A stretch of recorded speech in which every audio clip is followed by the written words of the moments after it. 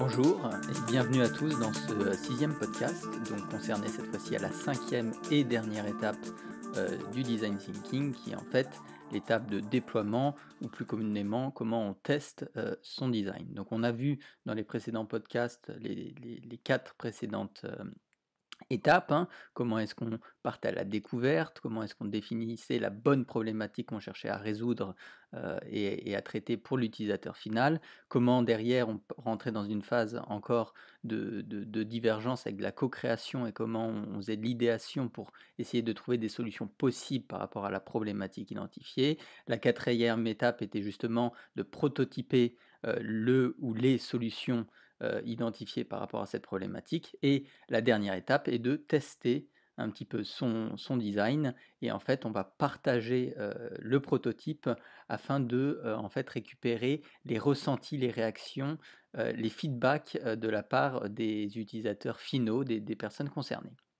Donc ça, c'est la cinquième étape du design thinking. Donc dans cette étape, en fait, on va chercher à répondre à une question qui est centrale, c'est est-ce que le prototype résout bien la problématique? Et pour ce faire, en fait, on va avoir une approche un peu d'observation. On va mettre l'utilisateur final dans un contexte d'utilisation et d'expérimentation du produit, et on va essayer d'observer tout ce qui sont les réactions, les comportements de l'utilisateur face au prototype, sans qu'on leur donne de consignes définies. En fait, on va essayer de plus d'être dans une approche d'observation, et en fait, on va recueillir tous les ressentis, les feedbacks qui nous permettent en fait d'itérer derrière sur des axes d'amélioration et comment on peut améliorer de manière globale l'expérience. Donc en fait, pour ce faire, hein, pour ce test, on peut commencer avec un panel d'utilisateurs, hein. Ça dépend vraiment, on va falloir contextualiser ces tests-là, mais un panel d'utilisateurs ou un utilisateur, on va commencer à lui pitcher, hein, comme on a pu faire, lui pitcher tout simplement le produit, le prototype, un pitch vendeur, et sur comment un petit peu on utilise ce produit, le prototype, etc. Et ensuite, on va les laisser utiliser le prototype, voir comment ça s'intègre dans son expérience, etc. Et comme j'ai dit, on va avoir une approche plutôt passive. On va essayer d'observer et d'apprendre un peu dans une logique de watch and learn sur voilà, comment l'utilisateur utilise le prototype, et tout simplement derrière, on va essayer d'identifier là où l'utilisateur a eu du mal, où il a été confus, où ça a été où il y a eu des accros dans l'expérience, etc. Ça, on peut remettre en corrélation ces observations-là dans le parcours utilisateur qu'on aura pu construire avant.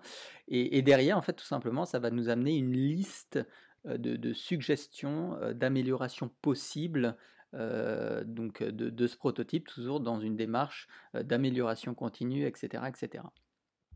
Donc un des outils possibles, hein, il y en a plusieurs, il faut vraiment les contextualiser par rapport au type de produit ou de service, mais des solutions possibles pour tester, c'est avoir aussi un questionnaire, hein, tout simplement. On prépare un peu ces tests, on va essayer de partager le prototype afin de récupérer encore une fois l'ensemble des réactions et des feedbacks de l'utilisateur, et on peut avoir recours à des questions ouvertes ou fermées, donc des questions fermées qui se répondent par oui ou par non, avec des questions du type avez-vous apprécié d'utiliser ce produit, utiliseriez-vous à nouveau ce dernier, etc. Ou des questions plus ouvertes, hein, qui se détaillent avec une réponse plus que par un oui ou par un non, mais avec une réponse à plusieurs mots, sur comment avez-vous, par exemple, navigué dans la page internet, est-ce que vous aurez pu faire remonter des choses ou des axes d'amélioration qui pour vous seriez plus simples dans l'expérience, etc. Donc là, on est dans une démarche un peu plus profonde sur recueillir vraiment